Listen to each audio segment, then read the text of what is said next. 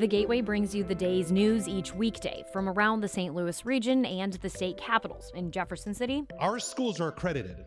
We don't need this bill. And Springfield. How many more years must pass before lawmakers see time is of the essence? I'm Abby Larico. Join me each weekday for The Gateway on the STLPR app or wherever you get podcasts.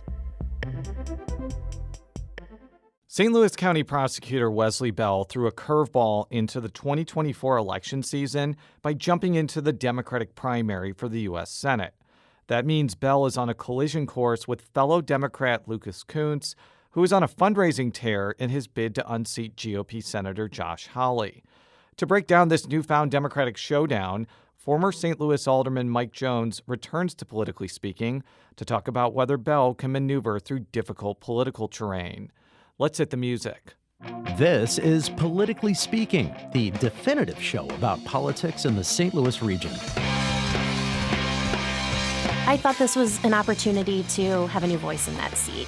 And the decisions I make in county government allows me to help people in large groups, and I enjoy it. We're not using it as a wedge issue. We're using it more as a, what's right for the region conversation. We need to know what the issues are in our communities in order to address them. Because people want to see change, and they want to see a St. Louis that works for everyone. Some days I need the credit, most days I don't, but most importantly, I have to be able to control how this environment is going to evolve. We knew that in races that have multiple candidates, the only way you win is in the streets.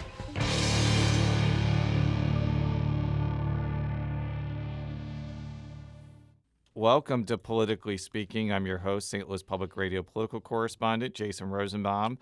Joining us, I think for the third or fourth time, we bring him back every couple of years to get the pulse of St. Louis and Missouri politics. Mike Jones. Thank you so much. And also to talk about the NBA playoffs.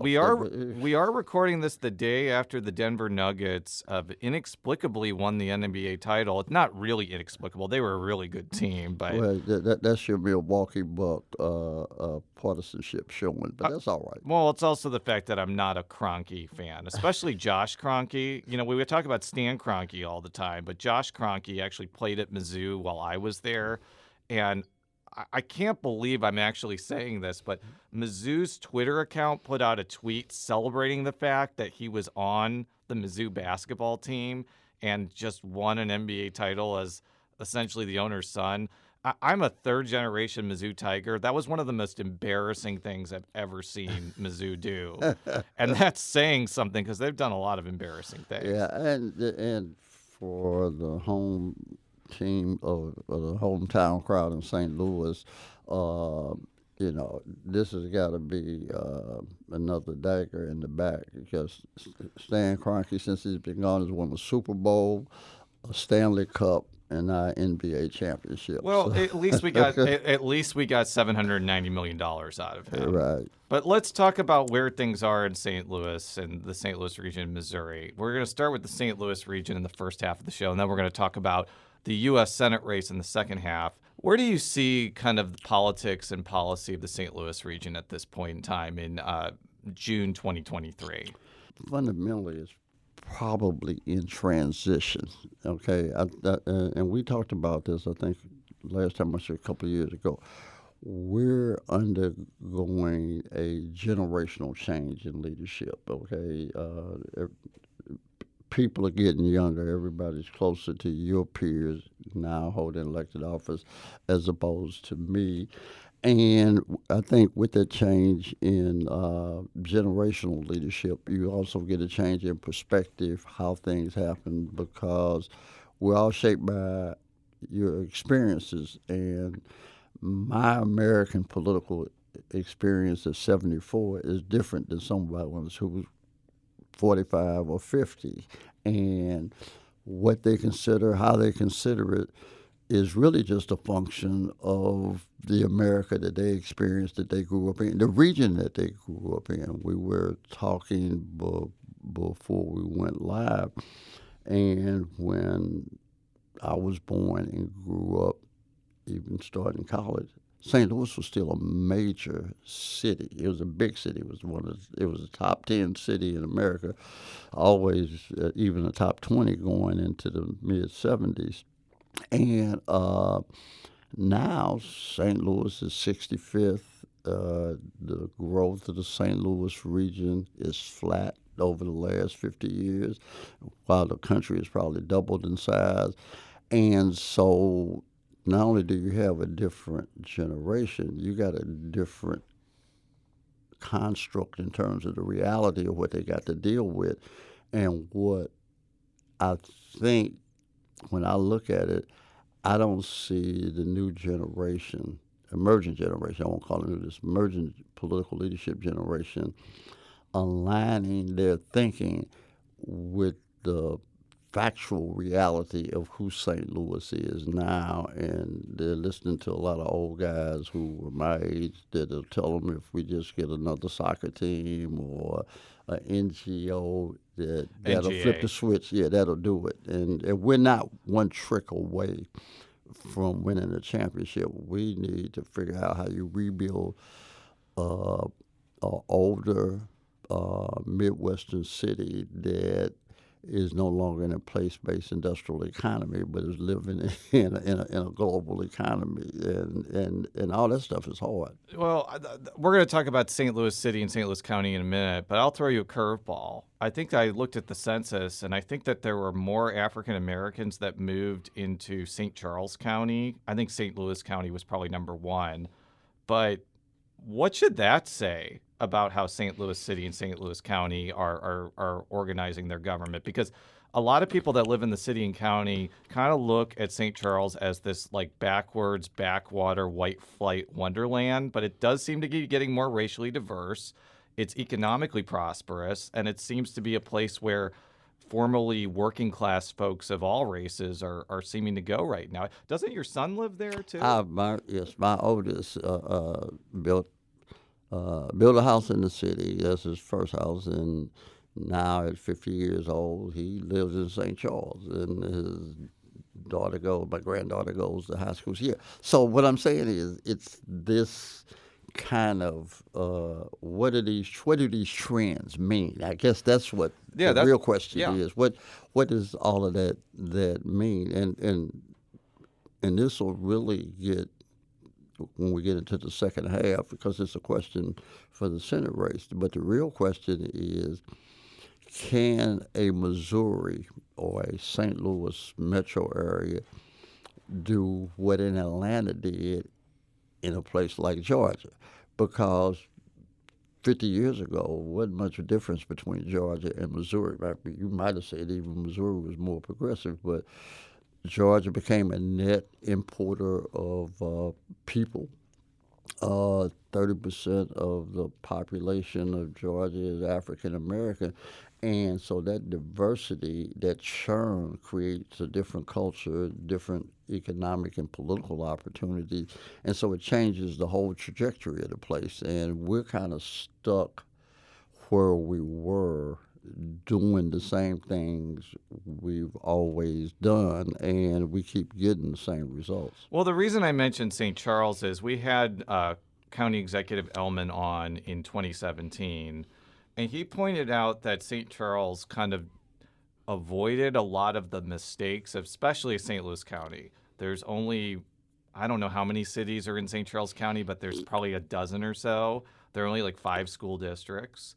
He pointed out, like, there's poverty in St. Charles County. It's not like there aren't poor people, but the fact that the governmental jurisdictions are large enough and have enough resources means that they can adequately provide services to them better than St. Louis County can. What do you think about that? I think he's 100% correct, because you could have said that about St. Louis City in the 50s and the 60s, because it was a large, functioning, coherent government. It could deal with those service issues.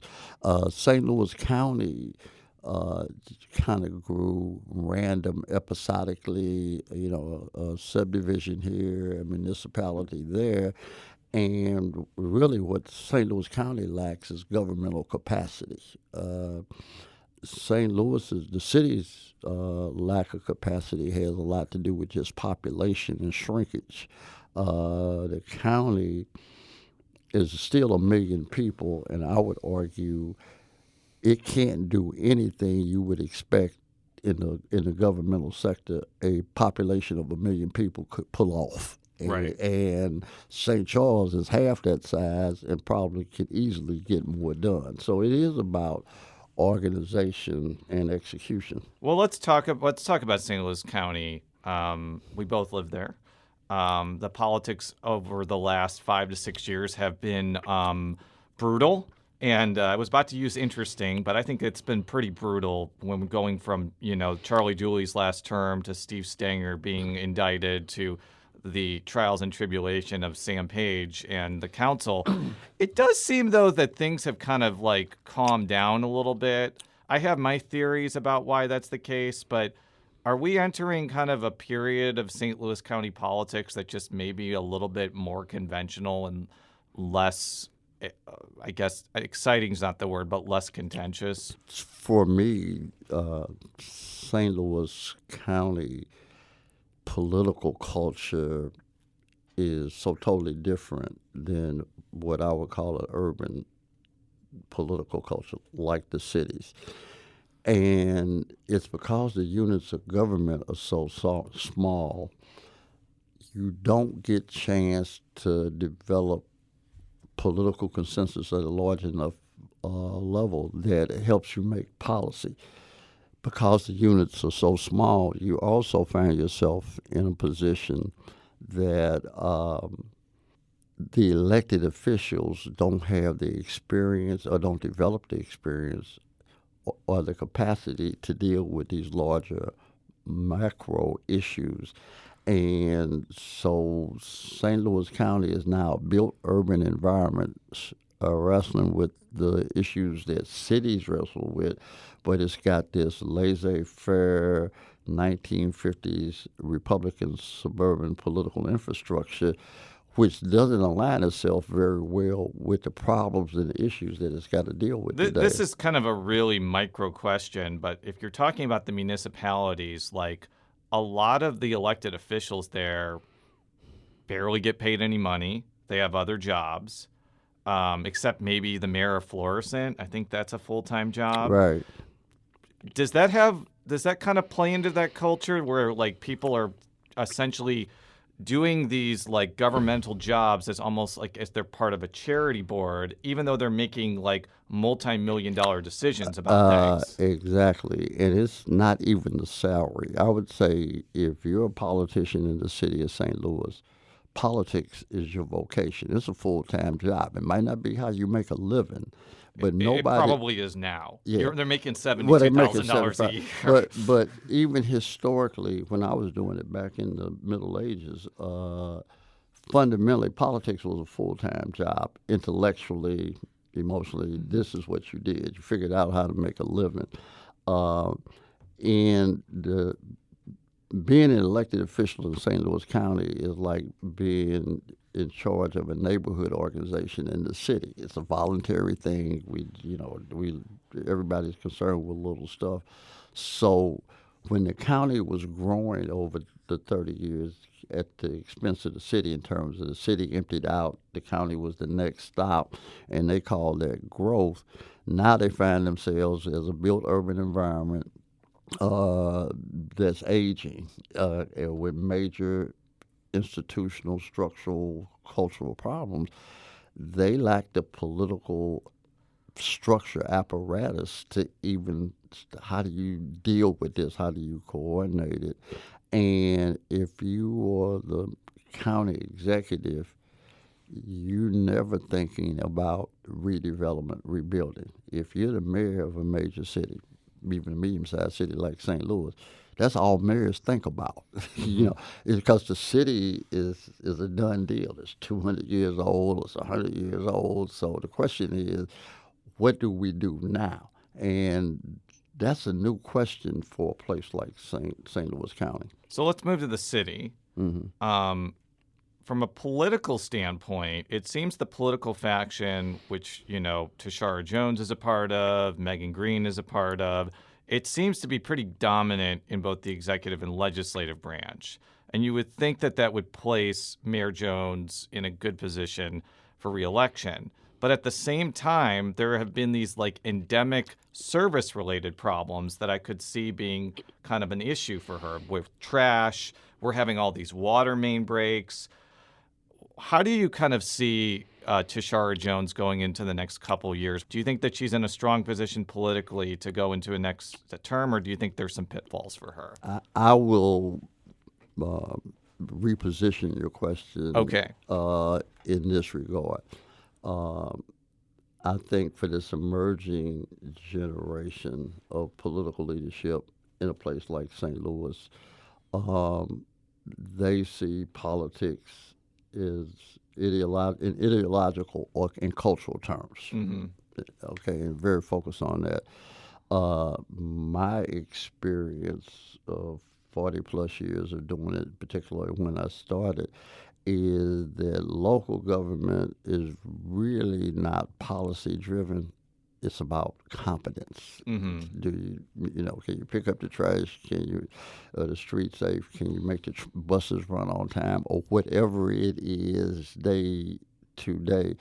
And things could be changing, but depending on the age of the voters, and usually people, generally speaking, the closer they get, the government gets to home, they're concerned with service delivery, not policy trajectory. So you could have the right politics and still lose local elections, because the big issue of the day for that voter at the local level is not immigration. Let's say it's what happened to the fire department. Yeah, this is going to be like a third rail-ish question that I'm sure a lot of city policymakers never even want to deal with. But, we live in St. Louis County. I don't know who picks up your trash, but Republic Service picks up my trash. Right. American Water does my water. Right. But the idea of privatizing the city trash collection or the water department is probably like, turning over city government to a Republican conservative mayor. Nobody really wants to do that. But is that something that should be talked about? Or is that just so ridiculous sounding that it's just not even worth considering? Well, it is a third world question, and this question has been going really for the last 25 years. When I was in the mayor's office, those kind of questions came up. There was the charter reform movement then, et cetera. In the county, they keep coming up.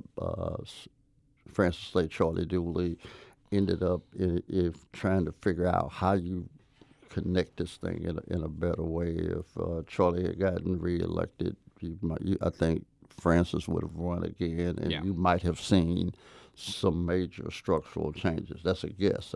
No, I would agree with that. Right. Continue. But I would say we were talking about the changing demographic of St. Louis in terms from a decline from the city or region that it was to where it is now. And by definition, that you mean you have to rethink how you do the same things that had to be done. Now, what has to be done at the local level doesn't change. Trash has to be picked up. Right. You still got to have the fire department, police departments got to work. But the question is how you do that in a city of 700,000 people, and how you do that in a city of 300,000 people. Totally different. Your school system looks the same way. If you take the metro area, the city and the county, St. Louis County is a relatively small county. St. Louis City is a small city. But if you combine them into an urban government, that new entity would be like the 8th largest city in America. Right. Okay, and that repositions you in every conversation, because you would have less government, you'd have a bigger government, you arguably would have more capacity, but it would be less of it. It'd be fewer layers to go through. Your policy decisions or proposals could be more comprehensive and impactful, and you could sustain them over time to give them chance to see if they work. So I think the biggest political cultural weakness of St. Louis is we haven't found a way to talk about those kinds of things. I say that St. Louis has, didn't turn this back to you, has two problems. Yeah. It's a classical music city in a jazz world. Classical music is show me the sheet music, give me the conductor, I'll play what's in front of me. The essence of jazz is improvisation. And the other thing, to stay with our sports metaphor, we don't look at game film well. We'll be right back after this quick break with Mike Jones. If you have a smart speaker, you have access to the entire world of NPR and St. Louis Public Radio. All the latest news and all the captivating stories. Activate our voices with yours by telling your smart speaker to play St. Louis Public Radio. And we're back on Politically Speaking with Mike Jones. He is a man with so many titles, it's almost difficult to... I couldn't keep a job. Couldn't keep a job. Former city alderman, worked in Mayor Harmon's administration, worked in County Executive Dooley's administration, used to work for Anheuser-Busch. Ran the Housing Authority. Ran the Housing Authority, but also just a very keen political mind and a keen policy-oriented mind. Let's talk about the Missouri U.S. Senate race. There was kind of a surprising development that occurred. St. Louis County Prosecutor Wesley Bell chose to get into the Democratic primary. He'll be running against Lucas Kuntz, who ran unsuccessfully in 2022. Let me ask you a quick question before we start off on the analysis. Did you know that Wesley Bell wanted to run for the U.S. Senate? I consider myself a very plugged-in person. And I did not know that this was coming. Like, did you know this was coming? No. I've asked that question to several more people, including Ella Jones, who's the mayor of Ferguson. Right. She didn't know that he was running either. Like, what do you think this says that this was so surprising to people? You know what? And I really don't have. I agree with you because it wasn't anything I was thinking about. So I assume it wasn't anything anybody else was thinking about. So that can be your first question to him as a candidate. Well, you know why I think it was surprising, and here's why I think there's part of it was surprising. We'll get to the other things.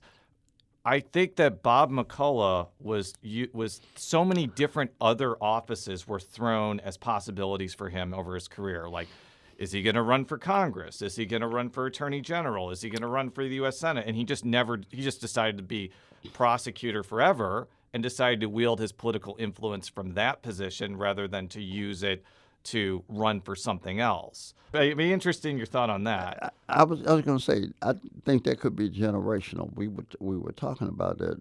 McCullough's my age, and if you came along when I came along, prosecutors stayed prosecutors. Yeah. Okay. Wesley is the generation behind me. He's your generation. I don't know how you. He's not my. He's 48. He's 48. I'm 39. Okay. So I think he's a firm Gen Xer. I'm a millennial. Okay. When you're 70, when you're 74, like I am, all y'all 38 and 49 I get it. But we are not the same. Right. We're not the same generation. Well, and it's these kind of these differences across time of how you were curated, let's say that, as an individual, kind of determines how you look at these situations and these possibilities. So when I look at it, my context is the context that I came into this with. Yours and Wesley's are totally different. But let's talk about, I'm going to start off with the primary first, and then we'll get into the general election, because I think they're different electorates. Yeah. So this is kind of my feeling on this. And this is not a commentary on either Lucas Kuntz or Wesley Bell. This is just a commentary on the path for both of them. Wesley Bell beat Bob McCullough because he was able to win a huge percentage of the black vote in St. Louis County, which is substantial, but not a majority. But he was also able to get a lot of white liberals in the Central Corridor as well. If Wesley Bell is able to replicate that coalition statewide, I think he wins the primary. Like Okay. I think just the math works out for him. But it's a big question if he can actually replicate that coalition even in a Democratic primary. What's kind of your thought on that? Okay, well, as they say at the racetrack, that's why you run the race. I mean, because the strategy that you outlined is the strategy, and it's ultimately some version of that is the Democratic strategy in the general election. So the real question is, can he execute that game plan, and how would he do that? And I think you got to stay tuned on that. I mean, that's something that he as a candidate will have to begin to articulate, and you can see the execution over the next year. Yeah, because Kuntz, who ran in 2022, even though he lost to Trudy Bush Valentine, ran a very well-organized campaign, was able to raise a lot of money, and was able to get a lot of prominent black political figures to endorse him. Now, this time around, I'm looking at a press release that came out today. We're recording this on June 13th. Even after Wesley Bell got into this contest, Bill Clay Sr. has endorsed him, which I know he hasn't been around for a while, and I think he lives in Maryland now, but still a pretty significant figure in black St. Louis politics, as well as a number of state legislators and also county officials who are African American too. I guess that's a question of, should we just not assume just because Wesley Bell is black that he'll just get unlimited and unanimous black support in this race? What's your thought about that? Well, I have a concept I call the fallacy of the politics of melanin. Okay, and a lot of people fail at politics, but because of that. So I would argue that, say, at one reflexive perspective, Wesley Bell will be attractive to black voters. For the professional black politician who's got a whole different calculus, that's why you talk to people. I mean, that politics is ultimately a set of arrangements and relationships where people make decisions around how they define their interests, and I, as a professional, have to figure out or see how supporting you advances my interest, and if it is, then we got to. If you do, we got a deal. If I'm the general public, I'm like the fans in the stands at a ball game. I'm just rooting for somebody, and I really ain't got a clue about what's going on. It does seem, though, I've followed Wesley Bell for a while. I mean, I covered his unsuccessful race against Hazel Irby in 2014 when he lost a county council race, and then he won a seat on the Ferguson City Council, and then he beat Bob McCullough. He does seem like a very engaging person that people, ordinary people, when you talk with them, genuinely like. And good politicians are not ordinary people, so that's why I separated the universes. That's true. I don't think anybody who decides to get into this business of elected service is an ordinary person, so to speak. But I'm just talking about how the public writ large interacts with them.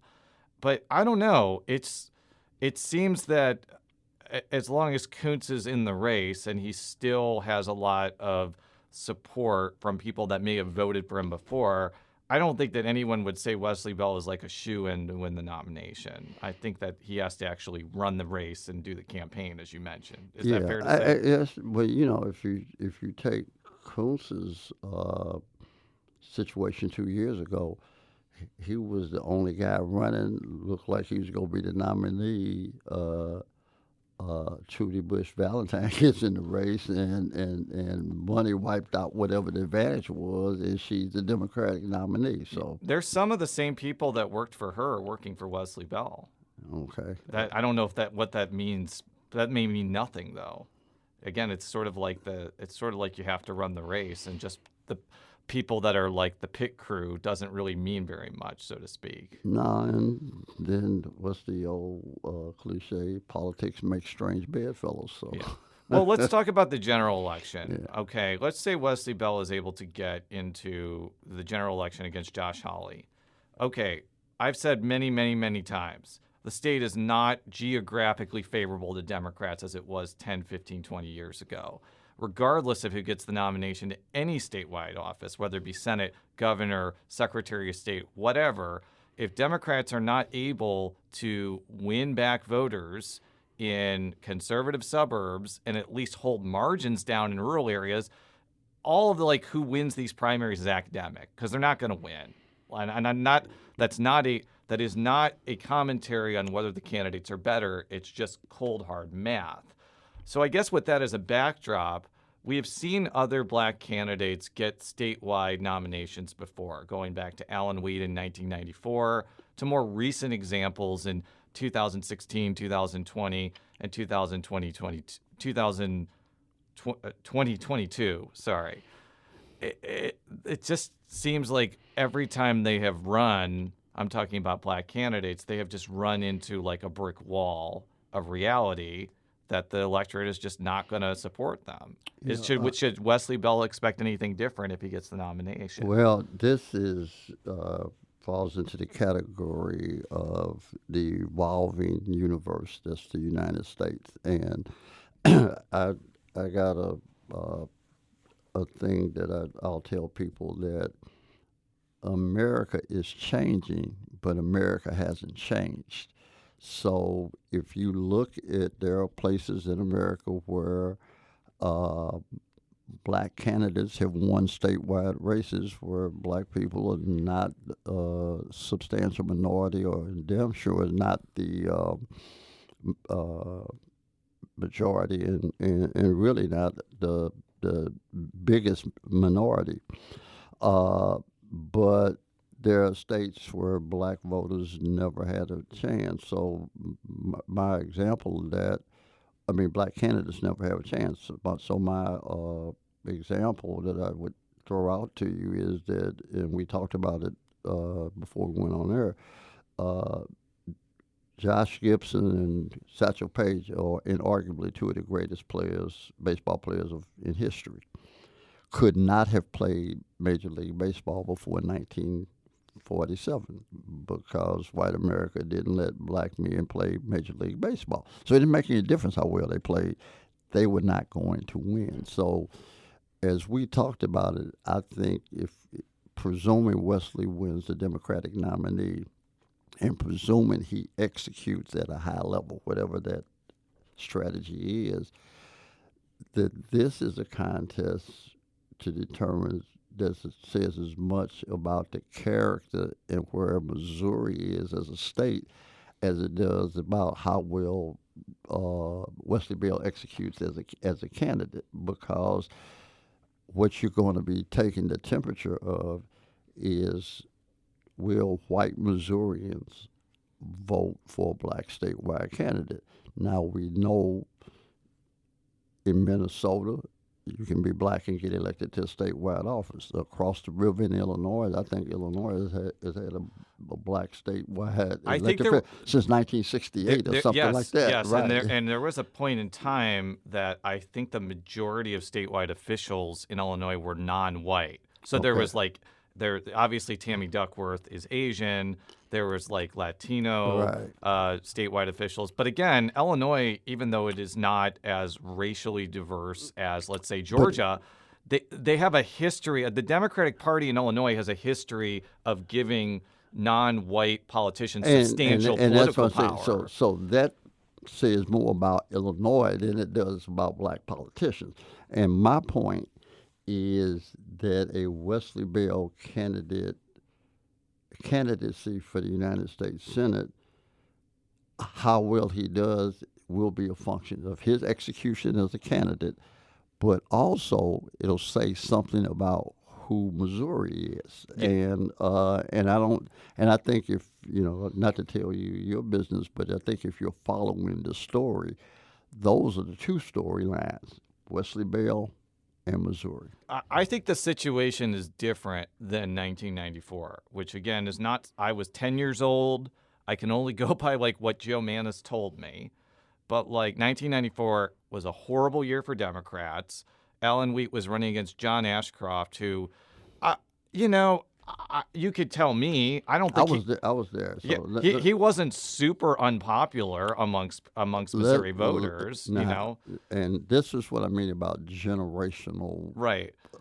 Your generation. But before you answer, what Joe Manis wrote was she went to rural Missouri and talked to rural Democrats, and they said Alan Wheat's not going to win because white people are not going to vote for him, basically. And now, this is the generational perspective that if you or Wesley Bell, black or white, you might not have. Mm-hmm. I wasn't a white person in rural Missouri. I was black in St. Louis. I didn't think Alan Wheat was going to win either because I didn't think white people in rural Missouri were going to vote for him, or maybe even in St. Louis. And I used to have a little joke I would tell that John Ashcroft went to D.C. the morning after the Democratic and Republican primary to buy a house because he knew he was going to win the general election. But my perspective on those kind of possibilities are a function of the America I experienced. Right. It was curated in. And I'm open to the possibility, though I don't often believe it, but I will consider the possibility that things are changing at a rate that you could have different outcomes, and there's evidence of that. Well, let's talk about why 2024 may be different. Josh Hawley is not. It has a lot of detractors, especially among Democratic voters. He also has fans among Republicans too, but because he has so much disdain among national Democrats, whoever wins the Democratic primary, whether it be Lucas Kunce or Wesley Bell, they may be able to raise tens of millions of dollars without the DSCC helping them at all. Now, whether that means anything, though, and we've talked about this offline, I don't know, because can you do something? Can you make a non-competitive race competitive if you suddenly have $50 or $60 million? That's I think the big question. If the electorate doesn't change its political sensibilities with all that money spent, the answer is no. Like, it won't matter. Yeah, if it does move people to change their minds, then it does matter. I think that's kind of what we're getting at here. I think in that regard, if I had to give an answer to that question, I think money in politics can make a difference, but by and large, money, you having money is like having a lot of money in a poker game with professional gamblers. If your money holds, your luck is not going to change just because the game is structured in a way that you're not going to win it. You can spend a lot of money, but you're not going to change the outcome. And so my takeaway would be that the rationale for spending money in Missouri from a Democratic standpoint is for Democrats to get away, and this is what permeates the Democratic Party, is what I call these entrepreneurial politicians. Everybody's got individual ambition, and get back to trying to be a party that has a base all over the country. So you're running and competing, not necessarily to win this race, but to win to make it harder to win. But this is a country in the throes of something. I don't know if it's a death knell or birth pangs, but there's two things that I probably would not have thought would have happened if you asked me ahead of time. Barack Obama being president of the United States in 2008, before the campaign. And you never would have got me to believe, I'd have lost this bet too, that after watching Donald Trump for 4 years, 75 million people would vote for him. Okay, so both of those things happen, and I don't. And so they're 180 degrees apart. Yeah. And literally they happen in the same space. Well, we'll have you back in the next 2 to 3 years, and Okay. we'll get the pulse of everything. Okay, and I'm getting older, man, so I need to be. You got to ask me stuff while I still remember. Okay, well, maybe we'll have you on next year. Thank you so much, as always. Politically Speaking is a product of St. Louis Public Radio, which is part of the University of Missouri St. Louis. You can read all of our stories at stlpr.org. Do you still have a regular column in the St. Louis American? Yeah, I do, man. As a matter of fact, I wrote something this week, and go write something next week, right? So check Mike Jones's columns at stlamerican.com. Yeah, and the column is on further reflection. So I write about what I think now about what I thought. I would rather promote that than Twitter, because Twitter is just going down the drain. I'm too old. I don't do Twitter, man. On that note.